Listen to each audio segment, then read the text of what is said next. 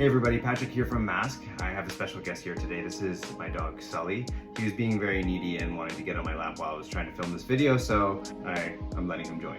Today I'm actually going to be talking to you about heat protection spray while you're styling your hair. Using a blow dryer, it really does help you get the style that you want in most cases, or helps to speed things up and helps to set the hair the way that you want it. And it also helps to usually amplify the products that you're using. But the only thing is, with blow drying, it can be hard on your hair. Today I wanted to talk to you about a new one that we brought on from a brand that we've carried for a long time, from Evo, and this one is called the Icon Welder. So you just spray a little bit of this onto your hair before you blow dry, and this will help to get your hair prepped for the style that you want. This is described as a level 3 out of 5 hold and a level 3 out of 5 shines. I have been using this, and then I'll add in my other like finishing clay or finishing paste afterwards to sort of like set in the style.